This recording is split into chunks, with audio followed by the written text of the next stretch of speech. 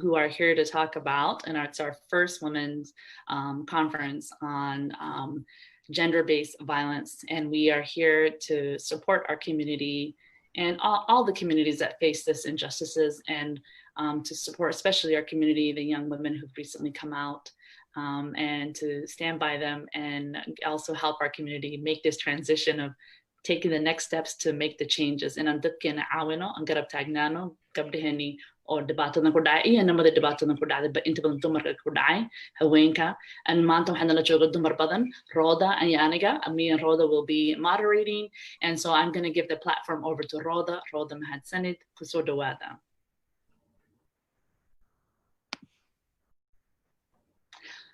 Roda. 1 second, Roda, unmute yourself.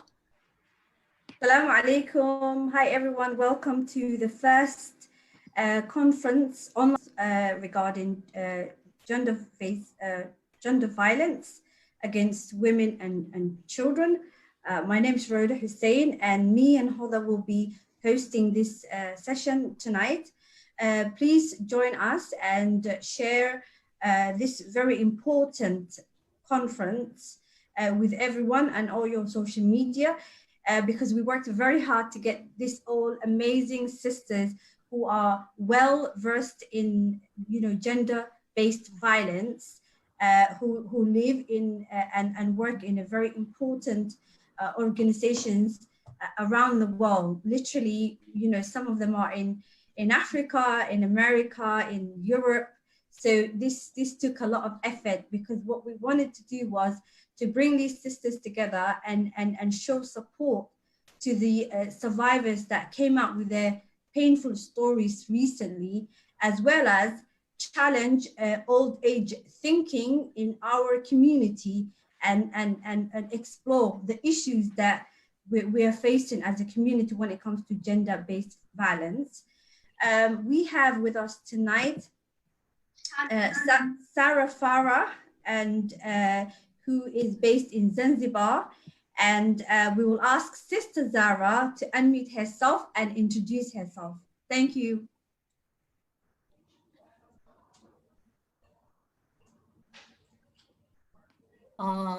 Good evening, everybody. Rhoda, I would love to be in Zanzibar. I am in Kampala, Uganda. So good evening, because it's evening here in Uganda. And I'd like to just say something very short about myself. My name is Sarah Farah. I work for the UN, and I'm a project manager with the UN here in Uganda, but I've had experiences working with women and girls in many different settings, including refugee settings, settings in the slums, and also with internally displaced communities. So challenges related to gender has been in my portfolio for many years, and also as an educator in North America, I was able to also see firsthand and support young women and girls in this area. So I'm happy to be with this group of wonderful women, and I look forward to an interactive evening with all of you. Thank you. Thank you, Zara, and I'm sorry for getting the information wrong. Can I also ask Marian Sheikh, who is currently in Canada, to introduce herself? Welcome, Marian. Thank you very much, Rhoda and Hodan, for organizing this. Assalamu alaikum wa rahmatullahi wa barakatuh, everyone. Good evening. My name is Marian Sheikh Abdul Qadir. I am in Canada currently. I'm a student, and I'm from Kenya, where I have been and I worked for a long time, over 20 years, not close, over 20 years on violence, especially violence against children, but also violence against women, zeroing in harmful cultural practices, GM and child marriage, and GBV generally. Currently, I'm undertaking a graduate course in anthropology, preparing myself to really understand community, because that has been at the heart of my life and my career. Before that, I started work with the government of Kenya. I have worked in the refugee camps. Basically, I have been a true nomad when it comes to career. So those 20 years of experiences are dealing with violence against women and girls really makes this subject a very dear subject to my heart. I would love to see a world free from GVV. So inshallah, looking forward to interacting with you all on this. Thank you, Marian. Can I also ask Aisha Ismail from Spain to introduce herself and tell our viewers what you're currently doing, the work that you do. Thank you. Hello, it's a pleasure. Good evening, afternoon, whoever, because this is a fantastic panel because we are from different parts of the world, but we also have something in common. No, we are Somali women. I am one of the founders of an organization based in Spain right now and recently registered in Kenya. It's called Save a Girl, Save a Generation. I've been working on gender-based issues for quite a long time. I can say almost 30 years. In that sense, though actively the last 20 years.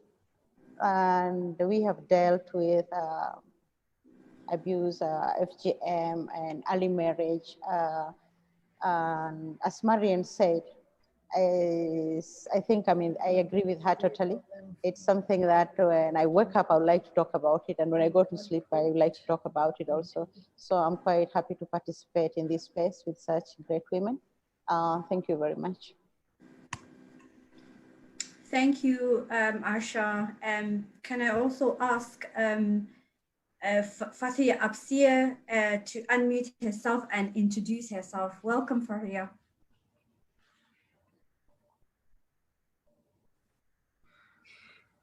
Thank you, Rhoda and Hodan, for hosting this conference. Thank you very much. My name is Fathia Absia. I guess I would say I feel like a fraud saying I'm a writer, but I'm a storyteller in general, in different mediums and platforms. I am based in Seattle, Washington, the United States, and I think I'm an activist, a human rights activist. Yeah, that's. Thank you, Fathia. Can I ask Dr. Hodan to also introduce herself? Thank you. Assalamu alaikum, I'm Dr. Hodan, and I learned and I studied women's health for a long time, but I am not just a women's health expert, I'm a women's health advocate and women advocate overall, their rights. Waxaan bartay dumarka caafimaadka haweenka, laakiin waxaan u dooda dumarka dhan in allo caafimaadkooda inay si fiican noloshooda ku guuleystaan waxay doonayaan sameynaan. And af Soomaali waan ku hadlaynaa, dad badan baa odhanaya af Soomaalian aan ku hadlno. And so haddaad in yar usoo gabagabayn kartiin dadkii hore hadlay waxaad samaysiin af Soomaaliga so inay gartaan dumarkan maanta meeshan la jooga waa walaalayahay abaayo kulligeen oo dhan inay gartaan dumar waxaan nahay baranay wax baranay iyo waxaan anukuna ka hadlayno waxaan soo marnay iyo waxaan baranay inaad ka faa'iidaysatiin. We're learning what we learned, what we experienced. We want to share with you in English and Somali. So waxaan nafadlik waxaan weydiinaya, please be patient and we will do our best. Assalamu alaikum dadkana fiirsanayo walaalayaal waa inaad ogaatiin gabdhaha cawada halkan iskugu imaaday waa gabdho aad aqoontooda ay u sareyso oo waqtigooda qaaliga ah si mataqaanaa voluntary ah idin siinayo qaarkood Soomaali kuma dhalanin wadamo kale ku dhasheen ku koreen marka in la isku naxariisto waaye waxaan isku dayeynaa in maadaama ay aad u adag tahay in intaan qof oo adduunyada meelo kala joogaan in la isku keeno waxaan isku dayeynaa in dadka generationka dhalinyarada af Soomaaliga aanan aqoonin oo diasporada joogto inayna fahmaan ay ogaadaan gabdho walaalahood ah oo aqoon leh oo mataqaanaa fahamsan arrimahan inay jiraan midda kale aan rabnaan waxay tahay dadka waaweyn ee dadka Soomaali ku joogo aanan Ingiriiska ku hadlaynin inayna fahmaan at the same time marka patient nala ahaada anaka language experts manihin marka waxa Soomaali Ingiriiska waa la isku qastayaa raali ahaadana samra gabdhaha waxay wada sheegeen shaqooyinkooda ay soo wada qabteen marka waxaan isku dayaynaa su'aalaha soo socdo markii laga jawaabay inay qof walbaba English ku hadasho and then Somali inta tabarteeda ay ku hadasho laakiin ha la isku samro idinkoo maadsan and I think everyone is you know has introduced themselves so we're not going to repeat ourselves. Rolda, you can introduce yourself. Your turn. Oh, okay. All right. Assalamu alaikum. Magacayga Rolda Hussein ala dhahaa and waxaan ahay qof mas'uuliyad iska saartay inay mataqaanaa bulshadeeda u sheegto xaqdarrada aan dhexdeena iska galno taasoo ah gardarrada haweenkii carruurta loo geysto qofna ima soo nominate gareynin anaa mas-uuliyaddaas korka iska saaray mas-uuliyad waxaan u arkaa islaami ah mas-uuliyad Soomaali ah iyo mas-uuliyad waalid ahaanba maadaamaan hooyo ahay inay i saaran tahay waxaan ahay health advocate and social activist and also waxaan sameeyaa barnaamijyo badan oo waxbarasho ummadda aan kula xiriira inta yar cilmi ilaahay siiyey inaan u gudbiyo ummadda si mataqaanaa waxa xun dhexdeena aan iska celino also ilmaheena iyo haweenkeena aan badbaadino marka waa mahadsantihiin su'aasheeda ugu horeyso waxaan weydiinayaa maxay tahay markii la dhaho gender based violence dambiyada ama xadgudubyada laga galo haweenka markii la dhaho haween macnaheeda ma aha dambiyadan haweenka kaliya inay galaan ama haween kaliya in lagu sameeyo laakiin nambarada oo ragga sameeya gender based violence aad u yar yahay marka waxaan rabaa su'aashan inaan weydiiyo what is gender based violence and how does this issue impact Somalia as well as the rest of the world maxay tahay tacadiga loo geysto jinsiyadda haweenka iyo rag yar kuwaas oo saameyn weyn u geysata Soomaaliya iyo adduunyada kala dhan su'aasha marka waxaan siinayaa Zahra maadaama ay tahay qof u shaqeyso United Nationska soo dhawaad Zahra and unmute yourself thank you Roda waad mahadsan tahay af Soomaali ayaan jeclaan lahaa inaan ku hadlo laakiin erayo badan af Ingiriisi ayaan ku fahmaa marka iga raali ahaada gender based violence waxa weeyaan markaad maqashid ereyga gender based violence badanaa waxaanu ka fikirnaa dumar iyo gabdho sababtoo ah wixii xumaati lagu samaynayo qofkii dumar ahaa ama gabadh ah waxaanu ka fikirnaa violence-ka markaan ka fikirno iyo ereyga gender waxaan u malaynaa dumar oona sax ah sababtoo ah boqolkiiba 90 dadka dibka loo geysto oo ku saabsan arrinta gender waa dumar marka I'd like to move back to English so gender-based violence is a kind of violence based on gender and gender is the biological social norms where there's a power relation. And in most cases, when we think about gender-based violence, we also interchange it with violence against women and girls. So I think it is very important for us when we think about gender-based violence, we look at it holistically because there are also boys and men who experience gender-based violence. And I think we cannot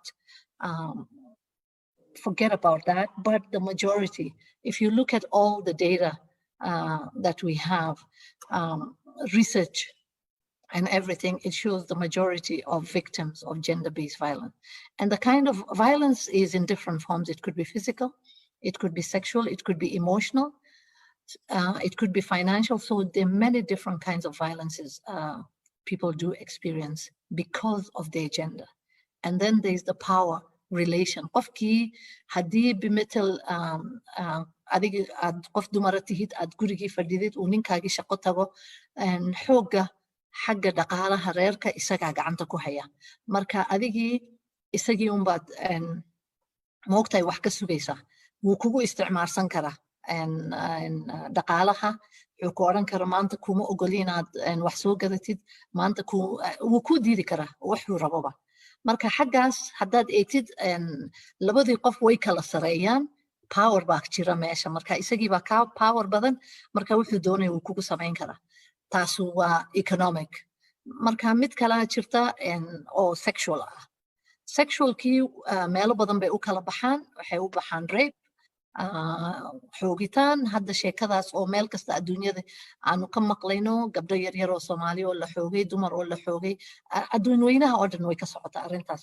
Soomaali kaliya maaha marka Soomaalina haddaan wada ognahay dunida ilaahay oo dhan meel kasta waan joognaa marka waxaan jeclaan lahaa inaan dadka Soomaali ka wada hadalno meeshay joogaanba inay dibkaas haystaan gabdho iyo dumar midda kale GBV aan ka hadli rabo waxa weeyaan guurka markuu qofkii 18 sano ka yar yahay waan ogahay xagga dhaqankeena waxaa la yidhaahdaa gabadhu markay yaro weynaato ay naaso yeelato diyaar way u tahay guur laakiin markaad eegtid UN-ta markaad eegtid xuquuqda bini'aadanka qofkaas diyaar uma aha sababtoo ah jidhkeedii hodanna way nagula jirta meesha oo dhakhtarada oo noo faafin karta arrinta jidhkeedii diyaar uma aha inay xaas noqoto inay hooyo noqoto marka early marriage waxay ka mid tahay also arrin ku saabsan gender based violence anigu intaasaan kusoo koobi sababtoo laba qof baan nahay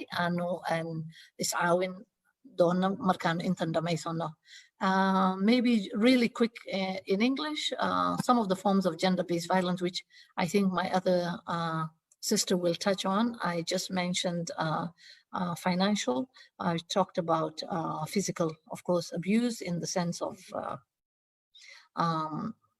wife beating or spouse beating or any form of physical abuse and sexual abuse early marriages those are some of the forms of GBVs that we really look at and consider as GBV and it's really important for us to remember that majority of the cases are against women and girls and that is why sometimes when we talk about gender based violence we think about women and girls I just want to clarify that thank you Thank you, Sister, for that beautiful clarification and explanation. Can Aisha unmute herself and please answer the same question? And you can add on to what Sister said, or, you know, the floor is yours. Welcome. And thank you, Rhoda. I think Sarah gave a very good explanation. Anyway, I'll try to speak in Somali. And Adi Adadu Mahasantahay, Rhoda. Sarah waxaan u malaynayaa si fiican bay u sheegtay dhibaatadan anigu weli waxaan isweydiinaya horta gender based violence af Soomaali maxaa lagu yiraahdaa marka yani taas oo kale oo adduun weynahoo dhan u ka hadlaya laakiin luqadeena aanu ku dhex jirin waxayna tusaysaa in dadkeenu aanu aqoonsaneen dhibaatada inay jirto ma aqoonsana marka haddaanay aqoonsaneen magac ma laha waxaana jirin magac looma yeelo marka waxaan u malaynaa waa muhiim magacii ee haddeer noo sheegtay Rhoda before we started this oo ah waxa weeyaan dhibaatooyinka ama dulmiga haweenka iyo carruurta loo geysto waa magac describe gareynaya dulmiguna huu badan yahay qaar bay sheegtay oo in badan bay sheegtay Sahra waxaa ku jira oo lagu kordhin karaa listigaas iyadu sheegtay guditaanka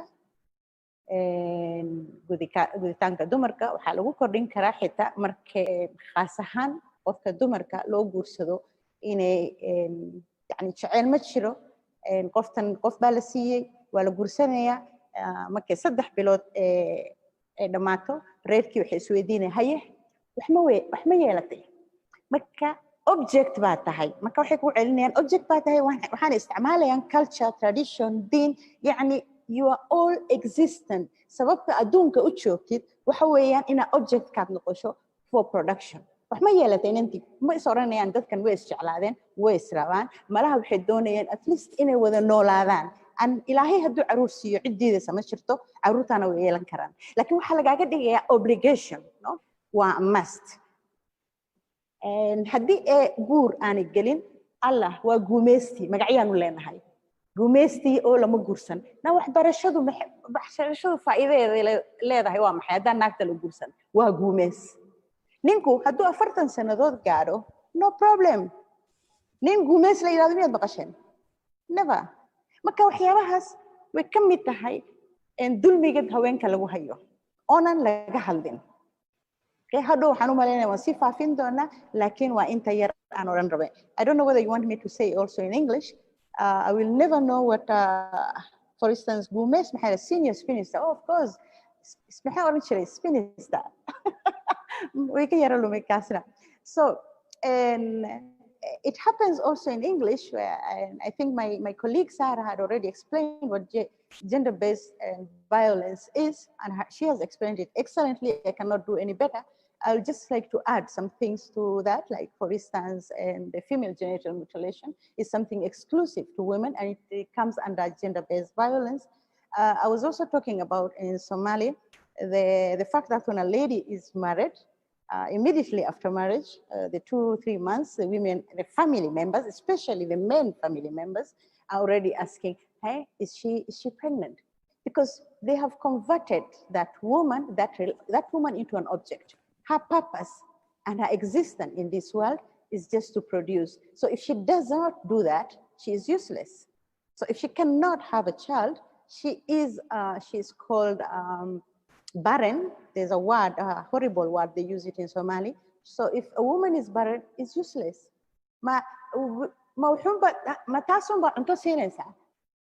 You know, there are some even horrible words they use. All those words and insults that already exist in the Somali vocabulary should be in the gender-based violence. It should be one of the facts that cause the gender-based violence. And that's all for now. Thank you.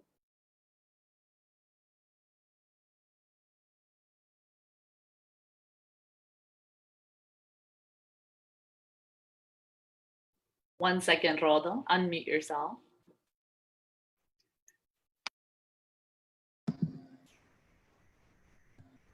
Thank you, guys. Can you hear me now? Yeah. Thank you, Aisha, for explaining your point beautifully. I believe what you were explaining was a type of abuse, you know, emotional abuse and psychological abuse. And is it fair to say that, you know, after you've mentioned all these, you know, terrible language that's used for women only, what Somalia is experiencing is not just gender-based violence, we can actually say it's femicide. And can I give the floor to the other panelists to chip in and answer this question as well as the other one? Thank you.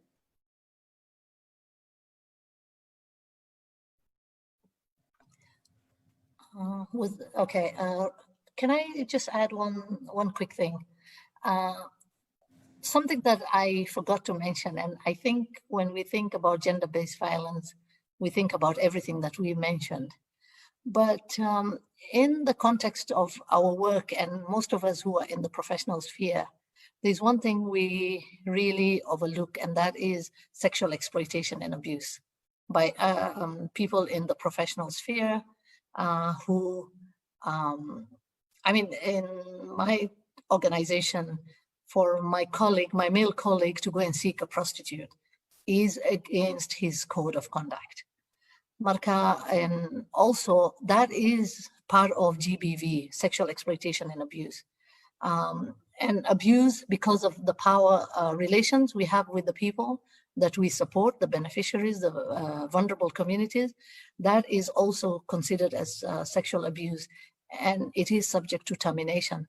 Marka arrintan waa arrin aad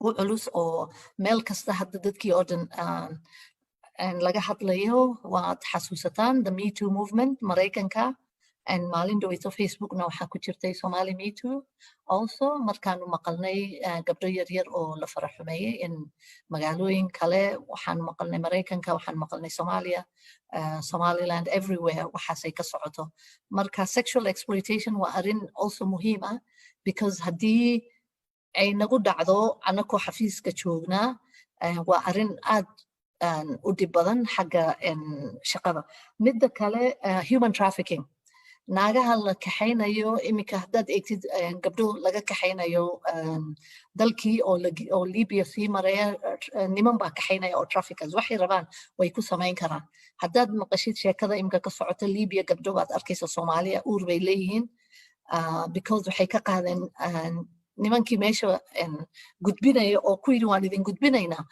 ayaa way laga yaaba inay xoogeen laga yaaba inay rape gareeyeen laga yaaba inay because waxay isticmaaleen waan kaa xoog badanahay lacagtii anaa haya adiga waxba ma haysid so waa arrin also muhiima inaanu ka hadalno because dad badan ayaa tacbira oo taga dalalka carabaha oo Yurub soo gala oo maalin kasta haddaanay badda ku dhimanin horta xagga dumarka qaarkoodna a lot of abuse ayay la kulmaan intay waddada kusii jiraan marka arrintaasaan rabay inaan kusoo kordhiyo I don't know whether I have to say it in English but I've mixed the two. Yes, you have. Thank you. Does anyone else want to say before we move on to Marian? Go ahead, please. Walaalo, thank you. Panelists, you've covered the topic well. Aad baad uga hadasheen si fiican oo faahfaahisen.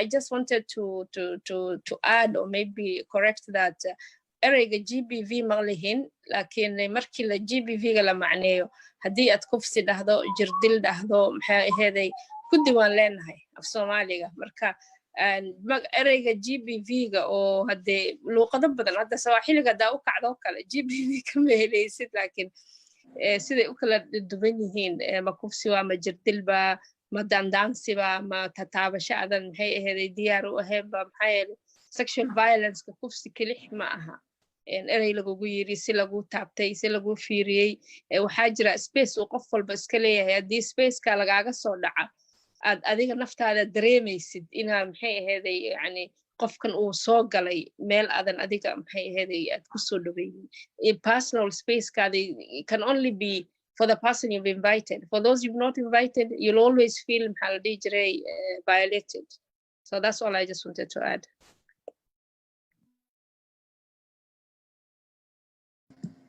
Thank you, Marian. Does anyone else of you want to add before we move on to Farhia? Unmute yourself. Okay, sorry. Okay, Assalamu alaikum. Now that we have audience, I guess, hopefully people are watching.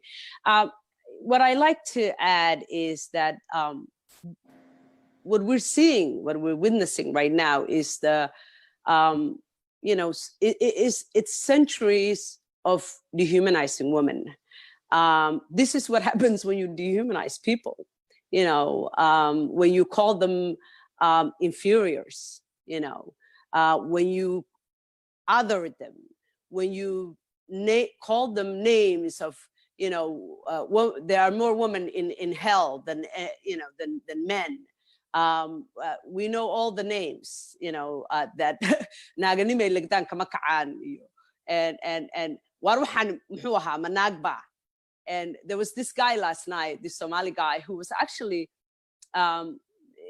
he was a decent guy. He was trying to defend his sisters, Somali women, and then he said, well, I understand they're not like us. I understand they're 50, we're 100, we're the men, we're 100, they're 50.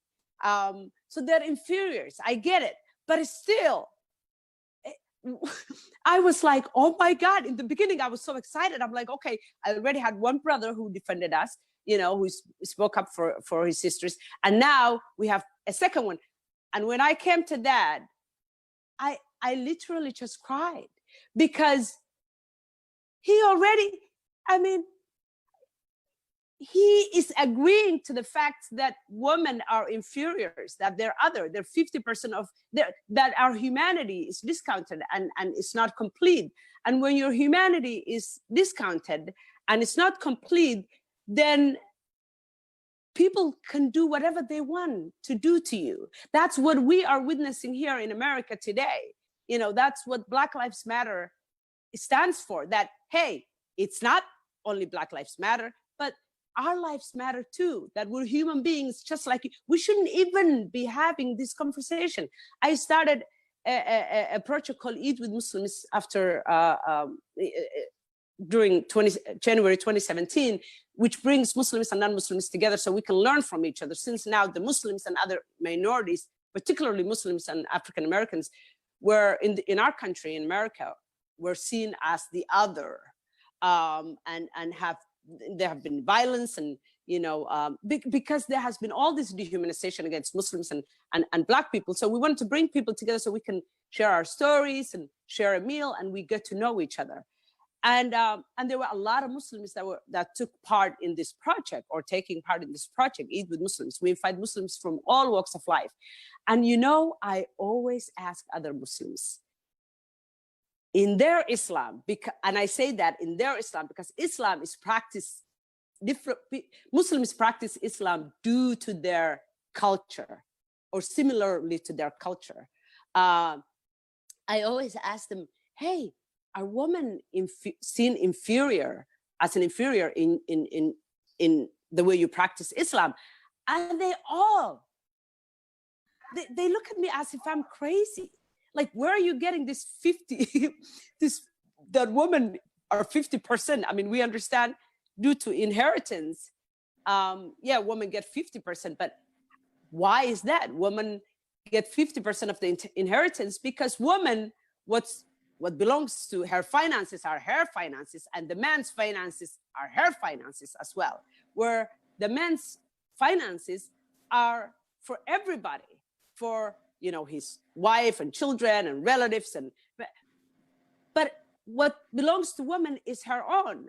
And so if you cannot expect to treat people as inferiors for so long and dehumanize them and expect them to be treated as equal human beings, because I guarantee you 85% of Somali men, even the ones that are highly educated, still see women and consider women to be an inferior creature. And often I ask them, if we are inferiors, because of inheritance and because of the witnessing in Islam, it's because biologically, and we have doctors here, woman's brain is very unique. I mean, we're multitasking all the time, and where the man's brain does one thing at a time. And maybe the witnessing part comes from that, because there are many things going on in the woman's brain while the man can just do one thing at a time. I consider that to be superior, if you ask me. But thank you. But nonetheless, you cannot do this for so long and then expect, oh my God, all of a sudden say, why is this happening to us? Why are we being treated this way? It's because your humanity does not really matter. You are merely seen as a creature who's just here to make men look good, and satisfy the needs of our brothers. And if I can say that in Somali, for ilaa qiyaamihii baa waxaa la lahaa dumarku waa konton, naagi naf male waa konton, naa ninku waa boqolle, naa wiilka boqollaha, naa boqollaha. Intaa waxaan helaa fariimo ii yimaada, inamada iga yimaado yidhahda, listen, ilaa maalintaanu garaadsanay waxaa naloo la dhaqmay inaanu nahay boqorro.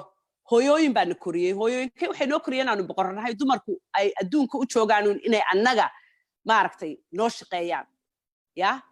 Ilaa maalintaan garaadsaday markaan sidaa ku koray, ee lay shaqaynayay, ee laygu lahaa naagtu waa konton, naagtu caqli male, diinteedu ma dhamma. And if I can go back to that, diinteedu ma dhamma, it's because we don't pray, 7 days, I mean, the whole month sometimes, because when women get their periods, But that doesn't mean it takes away your faith and your deen and your humanity. You know, I mean, we have, the problem is dadkeenu waxay isku darsadeen jaahilnimo, maangaabnimo, akhlaaq xumo. I'm sorry, I get very emotional when I talk about this, and I shouldn't. Iyo maangaabnimo aan isbedelayn. Waxaynu nahay sida arigaynu isu dabagalaa. qof doonaya inuu wax akhriyo, inuu wax baadho, cilmi baadhi sameeyo, inuu wax kororsado, way nagu yar yihiin. Waxa la yidhi even kuwii wax bartay intaasay meel walba la taagan yihiin. de haya fadxiya, de walaal anu gabdhaha waan jeclahay, de waa runtaa, laakiin walaal isku mid ma nihin de, ilaahay baa annaga boqolle naga dhigay. war heedhe, boqolluhu micnaheedu ma aha haddaad boqolle tahay oo dan aniga ilaahay cibaadada siduu adiga kaaga rabo inaad cibaadadaada gudatid. aniga cibaadadu waajib iguma noqon lahay, inuu cibaadada waxa layga rabi lahaa 100% inta adiga lagaa rabo. haddii aan anigu 50 ahay, dee haddaan dembi galo anigaaba laysii ciqaabaa inta badan, xataa under Islam nimanku dumarkay sii ciqaaban. dee ila waxaan bini'aadamnimadeeduba buuxin baan ahay, waa in layla dhaqmaa inaan 50 ahay oo aan sida ragga loo ciqaabin dhanka ilaah iyo dhanka maaragtay bini'aadamnimada. marka waxa weeyaan dadkeenu waxay u baahan yihiin caawimo aad iyo aad u fara badan. at least 150 sano ayaynu ka dambaynaa ummadda kale meesha ay marayso. aan waa ka baxay, sorry. Rale, I share your frustration. You and I always on the internet screaming, and we want to shake people into their senses. But just being, mindful of the time, I would want us to, because I have loads of questions for you guys. So if you can just move on to the next question. Has anyone experienced any gender-based violence at any age, and provided that you feel comfortable sharing your truth? Because what I get sometimes is that we're a Somali community, we don't do those things, or we're Muslim, we don't do those things, forgetting that we're human, and humans are susceptible to any crime, any shortcomings. So is there anyone that would like to share their experience? And this question is open to any one of you. If you want to share, raise your hand. If not, we can move on to the next one. Welcome, Asha. Unmute yourself. Thank you.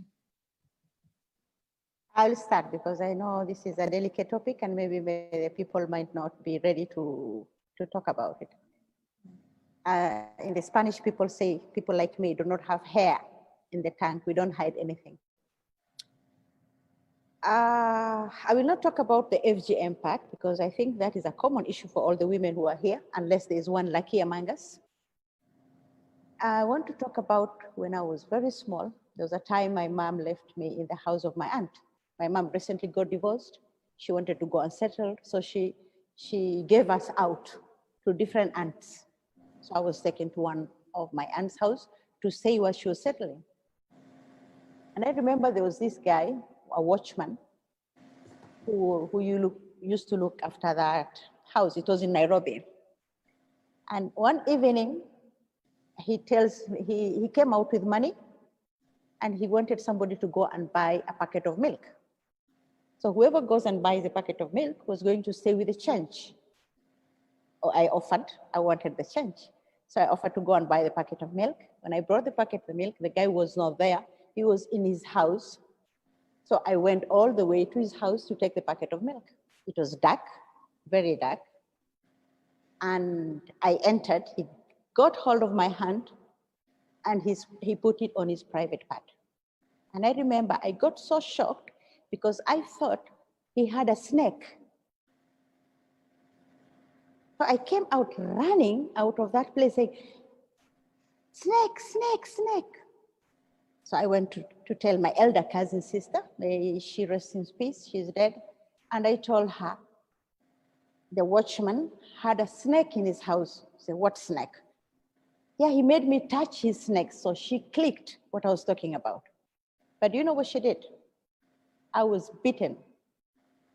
I was bitten so hard, and I was told never to talk about it. And I'm going to say it in Somali. markaan yaraa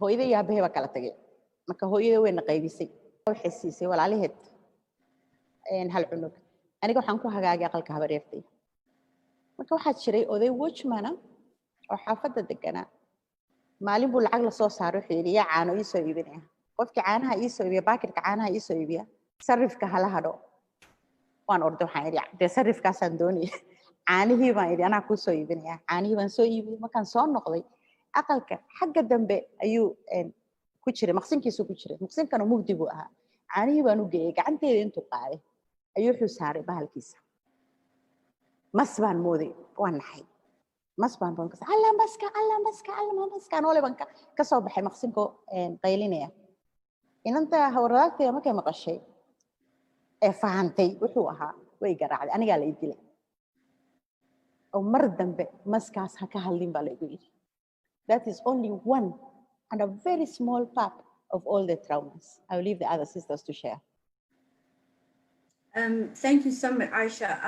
I think a lot of people might underestimate, you sharing this moment on Facebook Live, but it's very powerful because what it does is it validates the pain, the suffering that our people, young people are in right now. And I really thank you for your courage to speak your truth. And I'm sorry that happened to you. Is there anyone else that would like to share? Marian, sorry Farhi, I'll come to you as well after Marian. Thank you, Aisha, for sharing that. Many people will think that's nothing. That's a very serious violation. So I also experienced violation, of course, from the trajectory of life. I wasn't raped or defiled. You didn't get to that, but when it comes to indecent touch or all that, I think it's been there. But the one thing that I want to share is a story that I had serialized last year during the 16 days of activism. It was called Fainus and Aden. If many of you are my friends on Facebook, I'm sure you have seen it, and I also talked about it live. Today, I want to say that story was me, that Fainus was me. This guy, whom we were neighbors, he was building a house near our plot. He knew me by then, and I was a big girl. I was in university, and so every day he would like see me, like doing different chores. And so one day he comes and stands, hududki, the boundary between us, and he says, BAC, please give me some water. Marka aan biyihii siiyey hooya maqashay allah u raxmada habriti way dhimatay waxay maqashay hadalkiis way soo baxday marka she asked him in hebel miyaa tahay bahdeed taheed the way all mothers of course ask ninki she welcomed him home xaafadda waxay ku tiri every day this is back in the 90s I'm talking about in Garissa when there was no vehicles ma lahayn biyo ma lahayn. So really, qoraxda aad u kulul, he used to go and look for lunch elsewhere. Markay ku tiri qada meel kale ha u raadsan, every day I want you to be part of the family. And so he became part of the family, introduced himself to me. Waxaan ogaaday in gabar aan anigu isku skool ahayn oo garanaya ay u doonan tahay. Anigana marka aan u doonanahay nin saaxiibkiisa isla shaqeeyaan. So meeshii qofkii qof hooyo garanayso oo guriga kusoo dhaweysay iyo maxay ahaday anigini maaragtay gabaraan garanaya isagina inaan yani maxay noqotay ina dhexdeena maaragtay wax shaki iyo cabsi aysan jirin. There was absolutely no fear between us now. So the day he was leaving or dhamaystay gurihii inuu dhiso, he gave me his key because magaaladan ka dhiganayay storyga markaan sheegay waxaan idhi Machakos baan idhi intaad follow garanaysay laakiin aniga jaamacadda Eldoret ayaan ka dhiganayay. Marka Eldoret ayuu asna ka shaqeynayay. Furihii wuxuu isi gurigiisa wuxuu yidhi anytime you come to Eldoret, if you come from jaamacadda weekend, haddii aad habeen kusoo toosto, this is the key. You can open the outer door. This is a key to one of the rooms. Come, gurigaas waa gurigaaga. Long story short, so I went there one time, si fiican ayaa la ii soo dhaweeyey, gurigeyga camal u ahaa, cashaan sameeyey and all that. So it became guri central no ah. dadka gobolka waqooyi bari kulli ka imaaday, all northeasterners, we would go there over the weekends, and you know, it was our brother's house. So one time, it happens one evening, one day, and he told me, gurigi qolki aad saaxan, he had only 2 bedrooms. So qolki aad saaxan jirte, caawa nin marti aha imaaday oo horaan si joogay qolkeyga adiga saaxa, I will go away. And aniga meel kale aadi doona. So I put my things in his room and we had dinner. I was ka sheekaysanay. So when I went to sleep, albaabka igu soo garaacay. I want to remove some clothes from kabarku igu yiri. So I stood, albaabka galay, xagga kabarku aaday, uu soo booday isla markiiba. I hope he's watching this today, because when I shared the story and I shared that story, he actually called me after all those years to seek forgiveness. uu soo orday albaabkii buu xiray, furihii buu jeebka gashaday. Wuxuu yiri, habeen bar weeyaan meelan aadi karo. Anina walaalka baan ahay, you know, this no problem. Sarirtu way weyntahay, dhinac baan ku saaxanay, dhinac ku saaxa. I was shocked and I froze. Albaabka agtiisaan ku freeze gariyay. I didn't know what to do. And immediately my mind went to, oh my God, halkan ana iskeenay. Hadduu wax igu dhaca, maxaad ka doontaa lay leeyahay. Haddaan maanta uu ninkan, yani, I'm standing in front of him, but my mind is not there. I'm thinking of all the possible.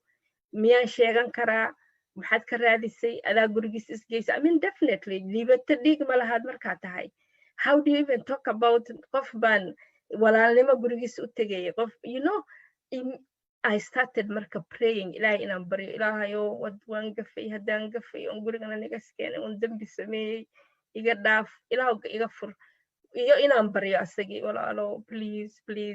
Faruurta marka war iskuma haya, faruurtan qaniinsanahay, faruurteedan xoog ka doonaya. Markuu arka faruurteedu dhiig ka daananaya, wuxuu yidhi, maxaa kugu dhacay, waxaan dhaha, walaalo iga fur, dhiiggan iska soo dhaqo oo adiga ilaahayna waan baryaye. Markuu albaabkii fure ayaan ka soo booday oo banaanka u baxay, oo gurigiisa dhanba ka baxo, banaanka istaagay. Markaas wuxuu yidhi, iska soo noqo, ninkii waana runoo nin marti aha jooga, wiilka habeenka guriga martida ka ahaa. Up to today, magaciisa keliya markaan maqlaa, ma qof familigiisa aan arko, aad baan u xishoodaa, because I imagine what he went with, because I have never been able in aan ninka is aragno oon la hadlo u sheega habeenka wixii dhacay.